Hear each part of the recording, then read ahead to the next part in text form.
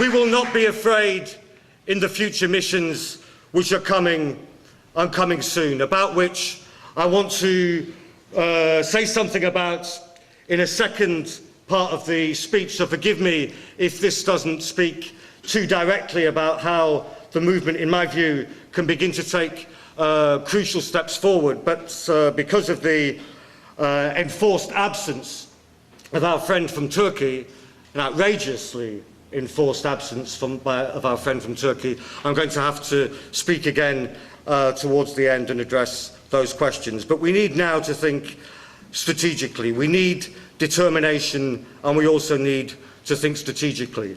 It is perhaps an indictment that the daily deaths and humiliations of the Palestinian people have not been the cause of the level of outrage at the deaths of the 9 people aboard the Mavi Marmara. But sometimes history works in this way.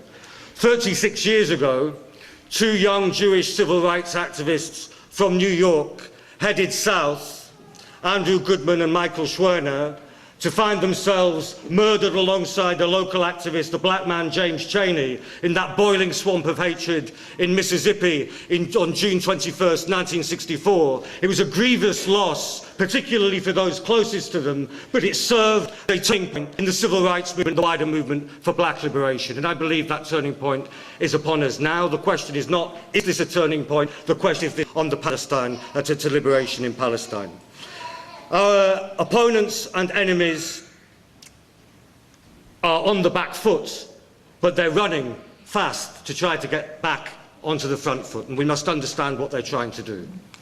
First of all, they're attempting to isolate, to denigrate, and to calumniate against the government of Turkey, the people of Turkey, and in particular, the magnificent civil society organisation, the İHH, led by Bülent Yıldırım. And we, as an international movement, cannot allow the Turkish movement to be so isolated. If they isolate those who've been in the front rank, they will throw everybody back, and we will be back further back than where we were when we started. We cannot allow that to happen. In particular, we must refute absolutely the idea that murders took place aboard the Mavi Marmara that those murders were in some sense the fault of those of us, particularly the Turkish brothers and sisters who were aboard the Mavi Marmara. The most absurd, spurious justifications are coming out. You read that Israeli commandos faced a lynch mob. Well, this must be the first you have experience in this country of lynch mobs. But this must be the first lynch mob in which the victims pursued the aggressor in order to defend themselves from the aggressor's violence. That must be the first lynch mob in history. Be clear, in all the great legal, moral, and religious codes, the victims of lethal violence have an absolute right to collectively defend themselves with their bare hands and with whatever lies to hand.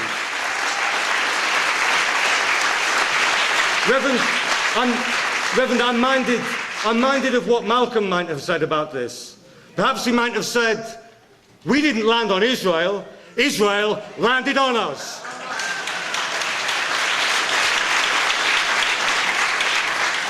So we mustn't allow this argument to gain ground. And further, across the world now, all those who've been moved by this issue need to step into the front rank of the movement alongside those in Turkey who've lost their loved ones. From Vancouver to Lake Van, from Casablanca to Kuwait, from all 4 points of the compass, we must mobilize now to head back to Gaza and through Gaza towards the liberation of Palestine as a whole.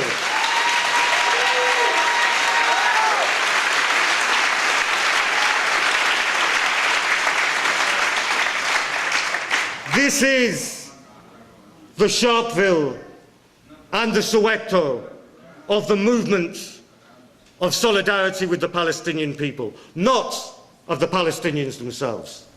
For the Palestinians have seen more and more massive massacres than that which took place 2 weeks ago aboard the Mavi Marmara. From Deir Yassin, through Black September, through Sabra and Shatila, through the assaults, the atrocities against the people of Gaza 18 months ago, not of the Palestinians, but of the movement of those who stand with them, the Sharpeville and the Soweto. And we must recall, remember and treasure the lessons of the great struggle against apartheid.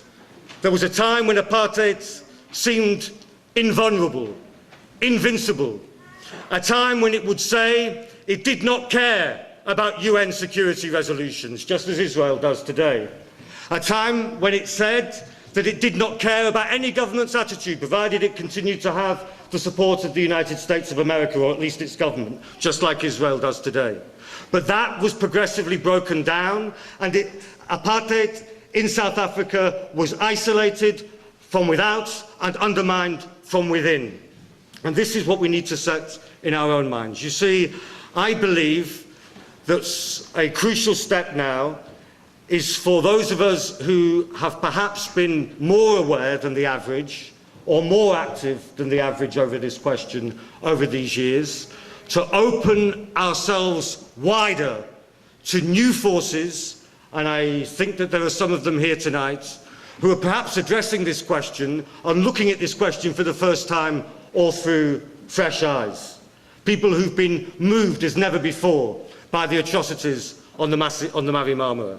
That's happening in the United States. There was a very important article in the New York Review of Books 2 weeks ago which analysed a survey of opinion of young Jewish people in the United States of America. It found an increasing number of young Jewish people who do not have a blank cheque for Israel, but hold Israel to the same universal standards of behaviour that everybody else should be held to.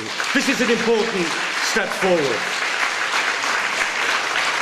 There will be others asking this question: how is it that every year the White House's billions of dollars of subventions to the State of Israel are voted through by the Congress to pay for the weapons, the very bullets, the 5 bullets that were fired into the body of Furkan Doğan, an American citizen? What is in it for the average citizen in the United States of America to pay a foreign power to kill your own citizens? These are questions that must be asked. They're questions we must encourage other people to ask, and we should have no fear at all about how far and wide this movement can go. The attempts to silence and intimidate are weakening.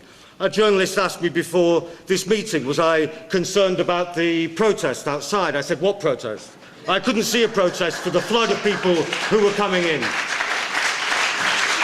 I first spoke on the subject of Palestine in New York City at Columbia University 18 years ago in the fall of 1992. It was a big meeting. We had 500 people. Problem was, only about 30 or 40 of them supported us, and the rest of them were on the other side. That's not the case now. My friend and comrade George Galloway was speaking in Texas, in Dallas, on the night of the massacre of the Mavi Marmara. 1,200 people turned up to a meeting in Dallas. These are the numbers that we should think now. And if we can change the public opinion here and in Europe, but above all here, if our movement can become more than a movement of activists. You see, every movement needs activists, but we cannot just be a movement of activists. We must become a movement of people, a movement of social forces, a movement of the mass democratic forces in this country and in the Middle East that have the key to liberate the people of Palestine. This is the challenge that we face now. I want to finish and return to perhaps some of the concrete steps later. Remember the struggle against apartheid. Remember, the apartheid abomination could murder 69 people in Sharpeville. It could gun down Hector Peterson and hundreds of school students in Soweto. It could torture and execute our prince, Steve Biko. It could assassinate our lion, Chris Hani. But the giant Mandela did walk free. Apartheid did fall. Gaza will be liberated. The siege will be lifted. The apartheid wall will fall.